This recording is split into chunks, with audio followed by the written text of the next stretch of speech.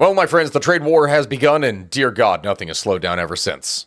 On February 1st, 2025, President Donald Trump would end weeks of speculation by announcing 25% tariffs on all imports from Mexico, 25% tariffs on all products from Canada, that being everything besides energy resources, which would be subject to a 10% tariff, and 10% tariffs on all imports from China. As for why any of this was done here in the first place, it was not just a matter of economic issues. No, in addition to this, there are alleged U.S. national security risks associated with an influx of illegal aliens as well as illicit opioids along the border, and this is something that needs to be addressed. Which from the get-go, for those of you who have not been paying attention in here, it's going to sound pretty wild, but I'm going to have to explain. After less than a month in the White House, Donald Trump has finally brought forth his America First agenda. He has brought this to life with quite a bit of force. He has issued threats, he has issued warnings, he has given offers, he has made deals to large swaths of the globe, and all of this has everyone kind of on the back foot wondering what the hell is going to happen next. The levying of tariffs on Canada and China, the threat of even more on the EU and the UK and the Brics nations, the freeze of all USAID, and also pushing to buy or take over Greenland and the Panama Canal have reportedly impacted around 161 countries around the world, all within the first month of taking office, mind you, which is equivalent to 83% of the entire world being affected. The reality is, when America moves, the globe is affected, and Donald Trump likes to move a lot. Even without those that have been immediately affected, a number of the remaining countries have expressed concern that the imposition of tariffs elsewhere could also have a knockback effect on them and their own trade as well. Even if Trump does not impose them directly, it is something that could affect the global market, as the United States is the biggest economy in the world. As just one example, while the Caribbean nations have not been directly threatened by Mr. Trump, Antigua and Barbuda's Prime Minister, Gaston Brown, would describe the US leader's tariff plan as, quote, the largest threat to the region late last month. And he is not alone in saying that. But among anything else that we could be talking about, Mr. Trump's freeze on all USAID has had by far the most significant impact on countries across the globe and has been most certainly the most polarizing. That is definitely something that we're going to have to address here in a later video because the amount of misinformation that is being presented about USAID is kind of overwhelming, both the good and the bad aspects. Regardless of the matter, it is still huge. According to the latest available data from this last year, the freeze would cut aid from 141 nations, the worst of which that was affected was Ukraine, which received more than $6 billion from USAID in 2024, which, that being said, it was still down from the much more significant $16 billion that had been received in 2023.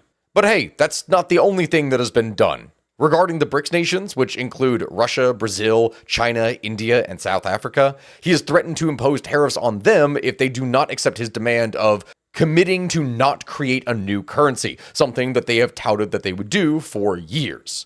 And that's just their overall organization. The individuals within it have also been addressed. As just an example, he already labeled India a very big abuser of trade while on the campaign trail and vowed to use tariffs in order to correct trade imbalances. Many different raw-based goods are imported and bought directly from India. Regarding Russia, Trump would say just 2 days after his inauguration that he would have, quote, no choice but to put high levels of taxes, tariffs, and sanctions on anything being sold by Russia to the United States and other participating countries if Vladimir Putin did not end his war in Ukraine. At the end of just this last month, when asked about his comments regarding the US takeover of Greenland, he said, I think we're going to have it. And when pressed on the Panama Canal, he would say that the US would use, quote, something very powerful in order to take it. Which, on that note, that is not the focus of today's video, but that is easily going to have to be another video in and of itself that I'm going to be addressing here in the next week or so. He is quoted as saying, describing the issue about Panama and the Panama Canal and China, that, quote, China is running the Panama Canal that was not given to China, that was given to Panama foolishly, but they violated the agreement and we're going to take it back, or something very powerful is going to happen. This is what he told reporters. Besides just the actual threats, Trump has simultaneously also taken his first military action of his presidency when he would order airstrikes on ISIS positions in Somalia, and now the latest news is that Trump is imposing 25% tariffs on steel and aluminum imports from all countries. Oh dear God, I feel like not even a broken record. What am I trying to say here at this point? I can't stop talking. The world just does not want to slow down. This is going to be the end of me, I swear. But either way, my friends, this is what presents the biggest headache to me personally. Look, I'm going to be fully transparent with all of you viewers that are watching this right now, because my channel largely covers history behind geopolitical events and happenings around the world. I will likely never run out of content, at least not for the next 4 years, as long as Trump is president, because, well, I mean, he makes things happen, regardless of how you want to think about it. Take that however you will. It is the truth. He makes things happen. The headache, then, is trying to sort through all of the information being presented, because Trump is naturally a very polarizing figure, and his actions, like in the case of tariffs, will always be reported upon, but with varying degrees of political bias and informational accuracy, which is a massive headache to sort through. Now, my friends, I have been called every single name under the sun by some of you in the comments section on varying different videos that make absolutely no sense. Left wing, right wing, and anything in between, you name it, I've been called it. But the reality is that you will never know my political affiliations or beliefs, as I will never actually preach them to you. And that is the way that things are going to remain. Of course, I've said this before, I'm not perfect, I will make errors at different times, but judging the bias of information sources is imperative to understanding an issue in its entirety, and that is something that you need to do. Like, just as an example, with what it is that we're going to be talking about today and tariffs, the steel and aluminum imports issue. This is just one example.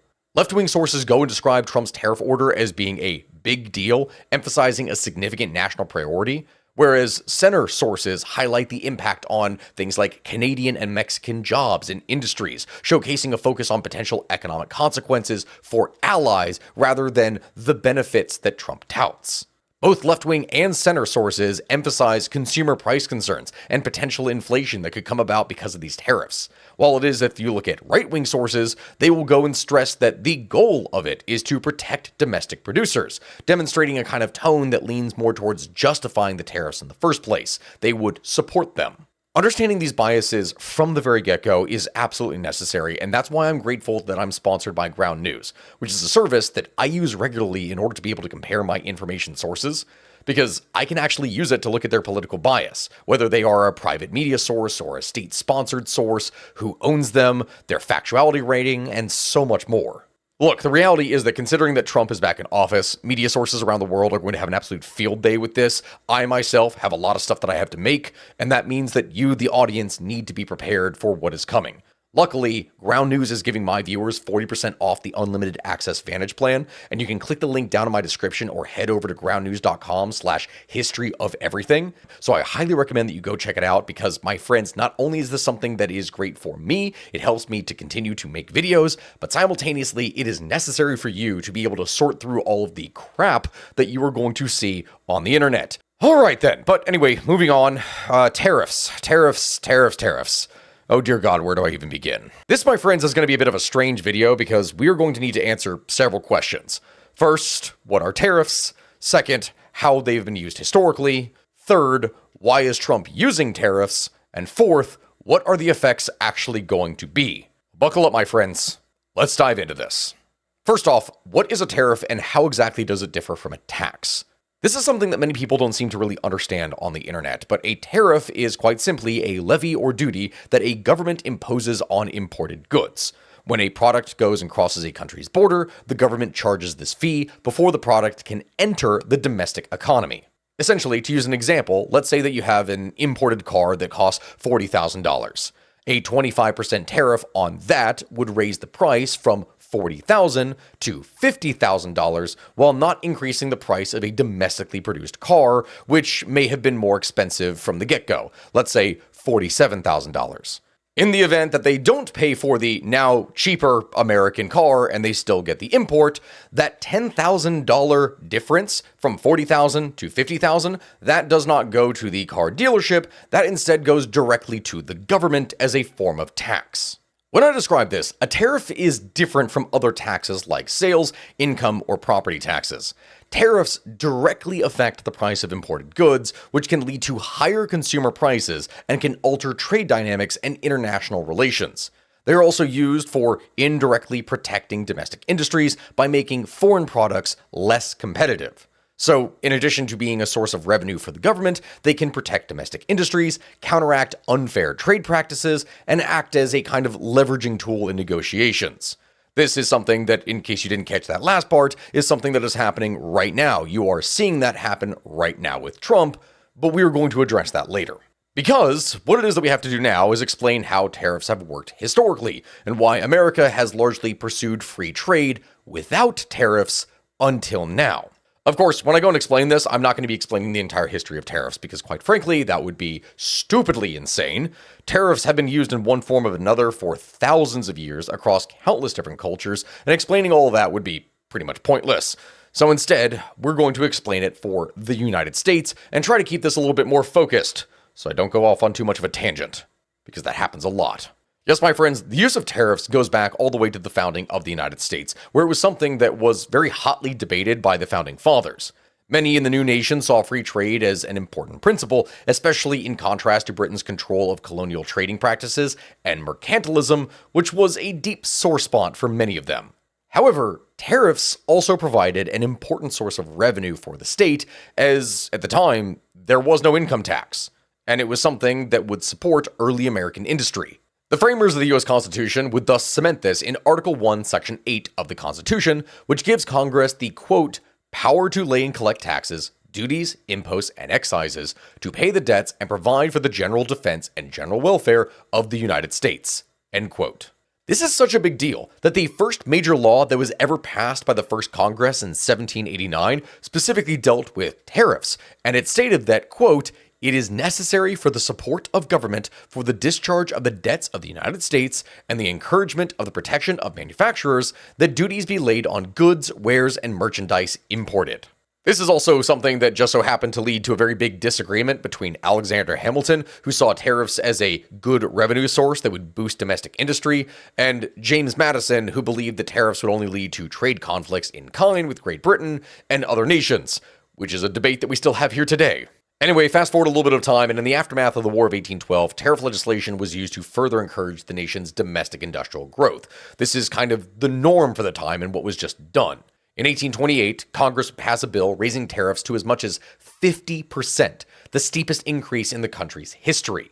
Now, reactions to the hikes would deepen growing tensions between the industrial North, where many people favored higher tariffs in order to be able to protect their homegrown manufacturers and developing industry, while the more agricultural South, which specifically relied on exports to Britain and other countries, hated this. This is only one of the things that would lead to tensions developing all across the United States in the lead up to the Civil War. In addition to that, tariffs had quickly become the main source of the federal government's revenue until the war actually broke out. And mind you, when I talk about this, we are talking about tariffs making up anywhere from half to 90% of all revenue. That is, of course, until Treasury notes and a wartime income tax would go and supplement the federal government's income during that point. This would be very short-lasting, however, as the tariffs would resume their role as the chief revenue source after the Civil War. Fast forward a little bit of time, and in 1894 then, Congress would go and pass the Wilson-Gorman Tariff Act, something which lowered tariff rates and actually established a permanent federal income tax. I know this may come as a shock to a number of you who may be like, oh wait, hold on, an income tax, that didn't come about till World War I, right? Well, yeah, the Supreme Court ended up striking down the federal income tax imposed by Congress as being unconstitutional. After 1896, tariffs were raised from the Dingley Act to record levels of around 52% in its first year of operation, and over the course of the lifetime of that tariff, the rate would average around 47%, and again, that was one of the primary drivers of revenue for the federal government. Of course, that era was going to end in 1913 with the ratification of the 16th Amendment to the Constitution, something which read, and I quote, Congress shall have power to lay and collect taxes on incomes from whatever source derived, without apportionment among the several states, and without regard to any census or enumeration, end quote. With that, my friends, we had an actual proper income tax, and the establishment of a federal income tax would then start the process of diminishing the overall need for tariffs as the primary federal government revenue source. Income tax revenue would very easily surpass customs income after World War I and through the 1920s. But tariffs also remained on the books at fairly high levels as a kind of tool in order to be able to protect American businesses, including farming. And that right there, in turn, brings us to the thing that really turned off most people away from tariffs back in the day and serves as a kind of reminder of what can happen if things are taken too far, the Smoot-Hawley Tariff Act of 1930. I know it is that we've been going into quite a bit of government history at this point, but this is very important to understand specifically why tariffs have such a bad taste in so many people's mouths, and this one was pretty bad. In the wake of the stock market crash of 1929, Congress would pass this act, which raised the country's already high average tariff rate by some 20%. In the signing of the bill into law in June of 1930, President Hoover would disregard the advice of more than 1,000 economists who pleaded with him to please veto the bill, to not go and pass it. But he did. In response, various foreign countries would soon enact their own retaliatory tariffs. And between 1929 and 1932, U.S. imports from and exports to Europe would fall by some 2/3, with overall global trade declining in a similar fashion. Trade during this time was absolutely killed, and although the global economic problems that the entire world were facing didn't start with the Smoot-Hawley Act, it would be completely unfair to just blame them, of course. Many economic historians do agree that the tariff bill significantly worsened the Great Depression. At the time, people hadn't seen really anything like this before. People thought that, oh, this is something that would help the economy because if you keep out imports, then that means that people were going to buy domestic goods. But what they really forgot to consider with such severe repercussions is that by keeping out imports, it keeps money away from the people who would actually go and buy the goods of your own country, which ends up actually hurting your exports as well. Then when you go and compound the fact that the countries start raising their own tariffs against the United States too, well, it puts the entirety of trade on a kind of downward spiral. So yeah, Congress couldn't really do anything, and in response, they started just delegating more flexibility to the president to implement tariff policies, which is something that is still in effect to this day, and why President Trump began to be able to do, well, what it is that he's doing. In 1934, Congress would pass the Reciprocal Trade Agreements Act, which gave President Franklin Roosevelt the ability to change tariff rates by 50% and negotiate bilateral trade agreements without additional approval from Congress. After World War II, essentially, the idea was, okay, well, we're going to try and get the world economy back on its feet, and one way that we're going to do that is by stimulating world trade as much as we can. So, the basic idea then is that, okay, we have America, the world's biggest economy, we are now willing to cut our tariffs if other countries are willing to sign up and reduce their tariffs as well, which was quite a strong negotiation tactic. This principle is something that would continue to drive U.S. trade policy in the decades to come, leading to agreements such as the General Agreement on Tariffs and Trade, the World Trade Organization, the North American Free Trade Agreement, which were all negotiated by U.S. presidents and not Congress. So for those of you who are out there are saying, oh, how is Trump able to do this? Isn't that Congress that's supposed to do it? No, it's Trump. It's the president. That is the person that is supposed to be handling this. Tariffs have thus been a tool for negotiations for almost a century at this point, which in turn brings us to Trump and his own art of the deal, if you will. So, my friends, here we are, the third point. Why is Trump bringing back tariffs? Well, Trump has always been kind of a fan of tariffs, and his current view on them is something that arose back in the 1980s, when he would say that Japan and other nations were taking advantage of the United States. This has actually been one of the most consistent points put forth by Trump over the years. He has always been saying this, that America has largely footed the bill for global defense and free trade, while in turn being taken advantage of through other countries' either unfair trade practices or allies neglecting their defense spending. Though that last part is something that we're definitely going to need to do a video on here later, because NATO is going to be a whole thing that we're going to have to deal with.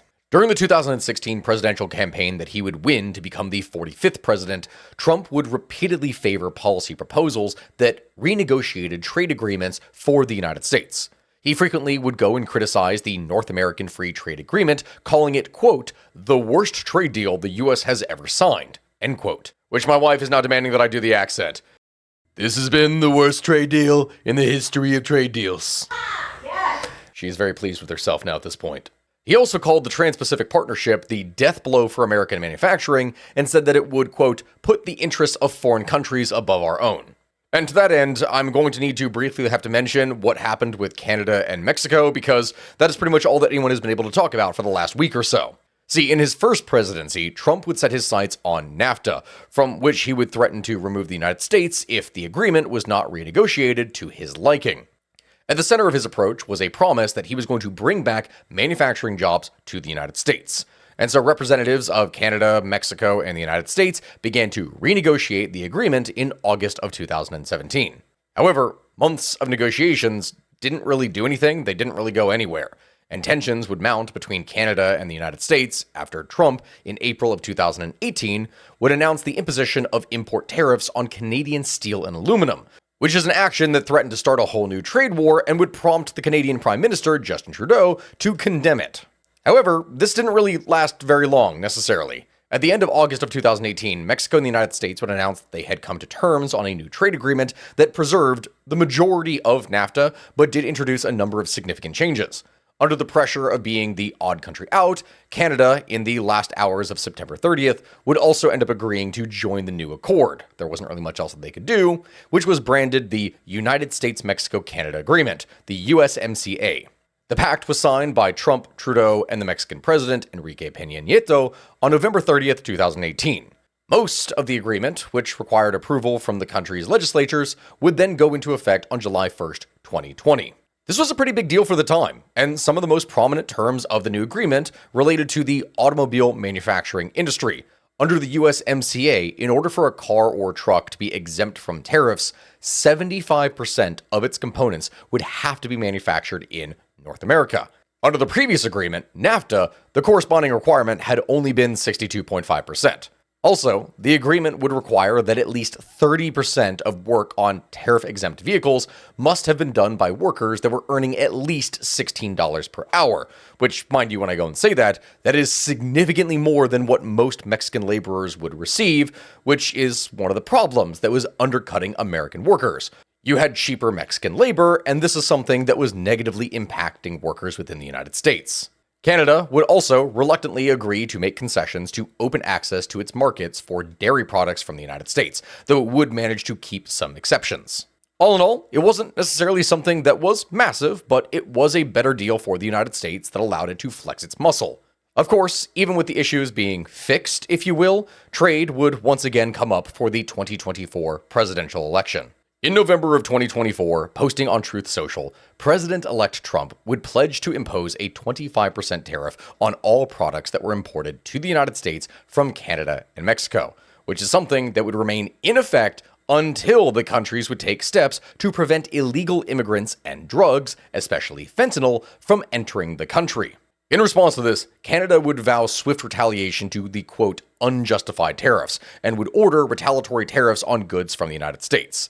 Trump would, of course, defend his tariffs, accusing Canada of being, quote, very abusive of the United States. The trade war would spark retaliation from both Canada and Mexico, with both countries announcing that they would take countermeasures to hit back at the American economy. However, within days, Trump would manage to agree to delay tariffs for 30 days after Mexico and Canada would agree to drastically step up border security.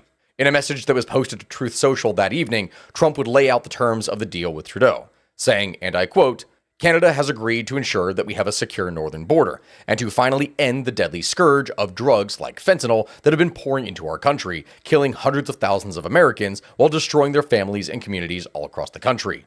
End quote.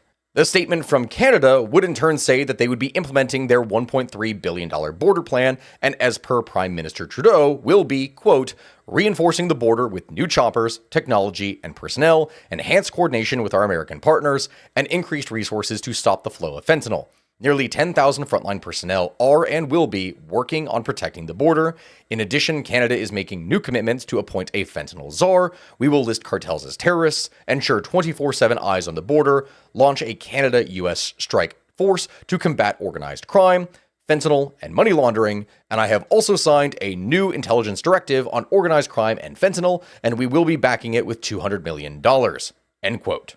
When talking about this, Trump had cited what he described as the Canadian government's failure to effectively stem the tide of illicit drugs across its border with the US in his executive order implementing trade restrictions. But that it was specifically Trudeau's border plan that prompted him to issue a new order pausing the tariff for at least a month while it is that things get determined. Now, when I talk about this, my friends, I know that a number of you are going to be raging here in the comments section right now because you're going to be saying, hey, hold on, Stack, wait a minute. Canada was already going to be doing this. Well, yes, you, right now, in the comments section, and many others online, were very quick to point out that Canada had already announced the implementation of a $1.3 billion border enforcement plan before Trump enacted the tariffs or even returned to office.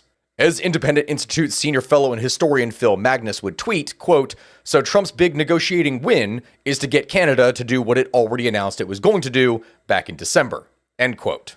And yeah, for people that are talking about this online, that is something that definitely appears to be true. However, there's a couple things that need to be stated.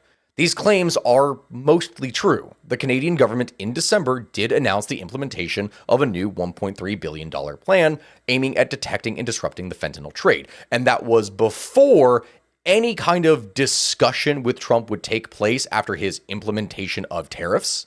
But two things. One, the tariffs had been announced in November, whereas the border deal was not something that was actually announced until December. In the meantime, the actual deal was something that was not the exact same as it was announced in December. The details that were discussed at that time were not entirely recycled from the previously announced agenda. The plan, though it did previously exist, was expanded upon with new measures, such as the appointment of a fentanyl czar, who would engage with U.S. counterparts and enhance operational collaboration and efficiency in combating fentanyl in order to enhance law enforcement tools to combat organized crime in Canada. In addition to that, there would be the listing of organized crime cartels having an impact in Canada as terrorist entities under the criminal code. Also, Canada would launch the Canada-US Joint Strike Force to combat organized crime, fentanyl, and money laundering. The Prime Minister would also sign a new intelligence directive on organized crime and fentanyl that would be supported by Canada's investment of $200 million in new capacity to allow Public Safety Canada and the Communication Security Establishment to gather intelligence on transnational organized crime and share with American partners and law enforcement across the continent. And finally, ensuring 24/7 eyes on the border through round-the-clock surveillance and by mobilizing law enforcement and civilian forces with new and modernized equipment. Everything that I have described here, all these measures, and this is something that is coming directly from the Canadian government, these measures contribute to and expand upon Canada's border plan that they had announced in December, which through its $1.3 billion investment would increase resources dedicated to border security. That includes the procurement of Black Hawk helicopters, drones, mobile surveillance towers, as well as the addition of personnel and new canine teams. When you go and combine this with the agreement with Mexico to send its National Guard north to guard the border, and you do, unlike what many people are saying online, actually have a win for Trump. Now, it's not as big as what has been implied, necessarily, to be sure, but the framing by media sources to say that this whole thing was inconsequential because, oh, Canada was going to do it anyway, that's false. That is not true. That is a misrepresentation of what happened. If anything, it was arguably one of the biggest wins you could imagine, as both sides got to look smug and claim victory. But, that all being said, the biggest target by far for Trump has been China, which has been one of the biggest killers of American manufacturing. Now, naturally, the numbers are going to vary depending upon where it is that you get your information from, but some studies will go and show that trade with China cost Americans around 1 million manufacturing workers between 1991 and 2007. Competition from Chinese imports using cheap labor would lead to massive manufacturing job losses and declining wages, as higher paid American factories simply could not compete. Now, one argument for this type of thing is that the loss of one type of work allows for a country or entity to specialize in a more lucrative field that makes more money, which, yes, this is true. After all, why make t-shirts when you can make advanced pharmaceuticals, which make a ton more money? But some studies have found that offsetting job gains in other industries never really materialized after the loss of manufacturing jobs to China. Closed companies no longer order goods and services from local non-manufacturing firms, and former industrial workers may be unemployed for years or even permanently as they struggle to transition to some kind of other job. Increased imports are something that reduce wages in the non-manufacturing sector due to lower demand for non-manufacturing goods and increased labor supply from workers who have already lost their manufacturing jobs and are now looking for their own work. Some studies would go and estimate that the competition from Chinese imports would cost the US as much as 2.4 million jobs in total between 1999 and 2011. That is a massive cut. When you go and combine this job loss with a flood of immigration into the United States over the decades, and you have a perfect recipe for driving down wages of workers everywhere. Which, on that note, is something that has been a very hot topic for many years when tied to things like immigration. The largest beneficiary in the scenario was thus multinational corporations that could move their manufacturing to cheap locations and then sell at a premium to the United States, drastically increasing their profits. When I go and talk about this, my friends, this is something that becomes all the more frustrating for Trump because of the massive trade imbalance with China and its unfair practices. The sheer amount of which, when talking about their business practices, would likely need their own video by itself because, oh dear God, is there so many. I feel like I've said that here so many times over the course of this video. The gist of it is that US trade with China has grown enormously in recent decades, and it's crucial for both countries. Both countries need each other. Today, China is one of the largest export markets for the United States for goods and services, and the United States is the top export market for China. This trade has brought lower prices to US consumers and higher profits to American corporations, which is great, but at the same time, it has also come with massive costs. When China went and joined the World Trade Organization over 20 years ago, it is something that was greeted by the entire world with a sense of optimism. That is now something that has kind of vanished as Beijing continues to embrace state-led development, not letting the free market do its thing, but instead pouring subsidies into targeted industries to the detriment of US and foreign companies. Companies that cannot compete because they are simply being out-subsidized. Although US consumers would benefit from the flood of cheap goods flooding in from China, millions of Americans would in turn lose their jobs due to the import competition. Meanwhile, investment by Chinese companies would raise national security concerns. The United States has long accused China of pressuring American companies to hand over their technology in order to be able to do business within the country, or of just outright stealing it, as we have covered previously in episodes when talking about like the Boeing hacks. Because that, my friends, is the harsh reality. In order to achieve its economic goals, the Chinese government has poured subsidies into a range of different industries, including renewable energy, with the aim of creating a national champion company, so to speak. Now, some experts would go and argue that these subsidies are wasteful, as many different businesses that are poorly led or with bad products are kept alive by virtue of just simply government waste.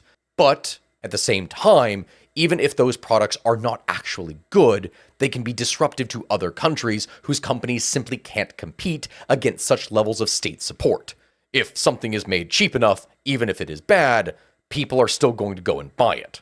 The United States argues that many Chinese state-owned enterprises are effectively just arms of the government, and unlike their private competitors, they do not make decisions based on market forces, but rather for national policy purposes as a type of offensive weapon to take out enemy nations. Along with this, many economists say that China has kept the value of its currency, the yuan, artificially low in the decade after it joined the WTO by accumulating US dollar reserves. You may wonder then, okay, well, why would you want to keep your currency weak? After all, that means that your people are not able to buy nearly as much of foreign goods. And yes, that's the point. A weaker yuan makes the Chinese product significantly more affordable abroad, while at the same time encouraging its own population to only buy local and not buy foreign goods. US goods are significantly more expensive in China, thereby contributing to a massive trade deficit between the United States and China.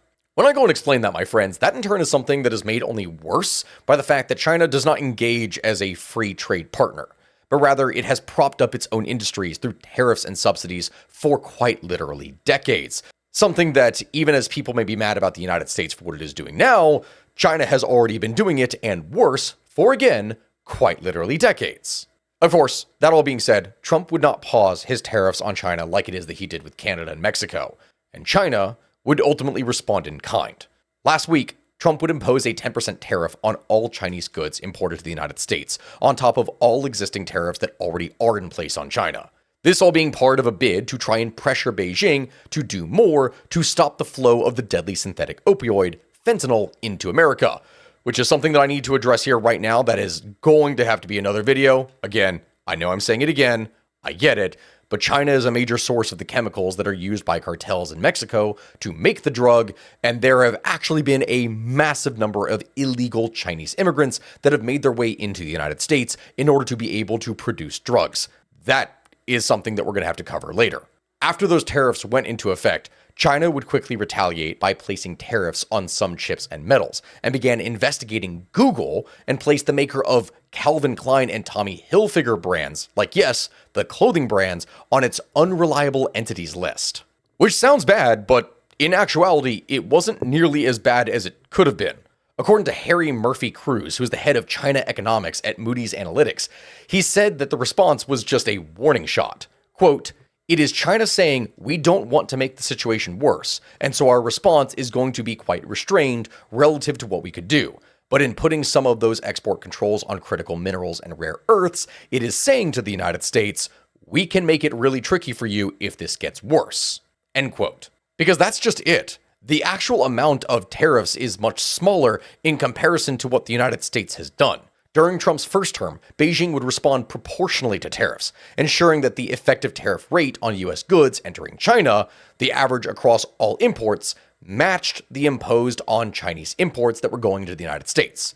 So if the US was going to tariff $100 billion worth of goods coming to the United States, China was going to tariff $100 billion of goods, vice versa. In this case, though, according to Murphy Cruz, China for now is allowing the effective tariff rate on American imports to be much lower while sending a signal. The US tariffs cover around $450 billion worth of Chinese goods, while the Chinese tariffs only hit around $15 to $20 billion in American goods, which is very small. However, there's a crucial factor that needs to be considered here when talking about geopolitics. China absolutely dominates the rare earth industry, something I've made a video on here before, accounting for the bulk of global mining and refining that are used for advanced technologies and products. Massive discoveries in the United States and Europe have occurred on this front in the last couple of years, which is amazing for getting financial and national independence, but those would likely not be usable for at least a decade, meaning that for the foreseeable future, like it or not, one cannot simply cut China out entirely, and they know this, which is why China has been able to abuse trade relations with different states for decades. Of course, in that same vein though, the world needs the United States. It is the world's biggest economy and consumer. Canadian, Mexican, and European politicians may make grandiose statements against Trump, America, and tariffs, and this may be great for their political base in order to get reelected, but their actual power to risk American ire is much smaller than you would actually believe. As for what is going to happen now then, well, that remains to be seen. The direct effect of tariffs is to make it more expensive for domestic firms to be able to import by raising the price of imports. An indirect effect of tariffs is making it more expensive for households to consume goods that are either imports upon which tariffs are imposed themselves, or by making them buy more domestic goods that are more expensive. The impact on domestic producers is less clear. On one hand, economic theory would tell us that, domestic producers should have a greater share of the domestic consumer market since domestic goods are now relatively more competitive. However, at the same time, many domestic producers in the United States manufacture goods for final consumption, meaning that even if they didn't manufacture the first 75% of a product, they do the final 25% to make it truly worthwhile.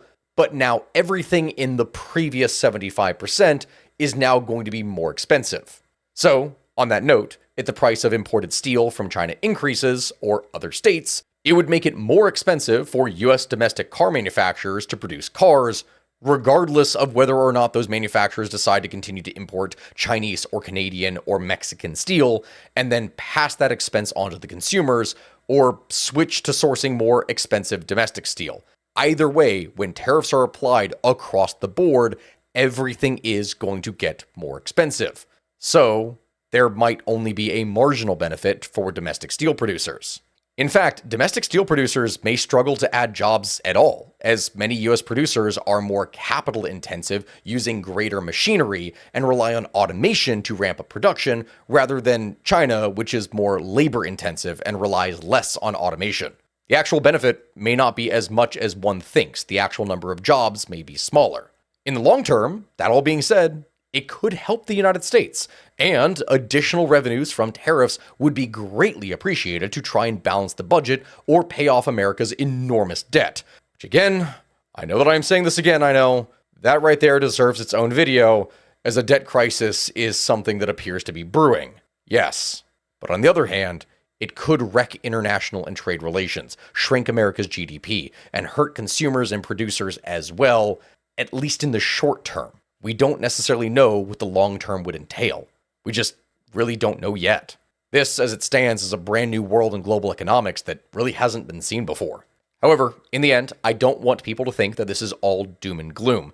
It is important for people to understand in the end why there is an increased desire for tariffs within US domestic policy. The neoliberal consensus that would drive globalization since the 1970s and 80s would lead to economic stagnation for many working class families in the United States, especially in areas that had been prime industrial hubs of the upper Midwest and more, places that largely depended on manufacturing jobs that would expire. Addressing the economic displacement that was caused by globalization and free trade is something that advanced economies all around the world have struggled with, as they either have poor citizens or rich citizens, while more middle-class manufacturing jobs were largely exported out of the country. This struggle can in part explain why it is that different economies around the world are now moving back towards tariffs. Until these loss of jobs, until this loss of lifestyle, of economic success can be addressed, we can expect that an appetite for things like tariffs are going to remain significantly higher now than they were decades ago. As for what that actually means in the future, who really knows? But my friends, this has been Stakui with the History of Everything podcast YouTube channel. Thank you all very much for watching. I know this was a longer episode here addressing everything for tariffs, and I appreciate you all for joining me. This was a big thing to go and tackle, and I know from the course of researching this that there is like 10 more videos that this now has possibly spawned. So yeah, I'm sorry for that. Let me know in the comment section below what it is that you'd like for us to address next, and if there's any one of these topics that you thought was great that I listed off as being another good video idea, let me know, and I will probably take the most liked one in that, or I will take all of that and put that into a poll to determine what we're going to be tackling next. Because, again, the world does not want to slow down, and now I need to go sleep. I've been working on this all day. Goodbye, my friends. See you next time. Best of luck to you.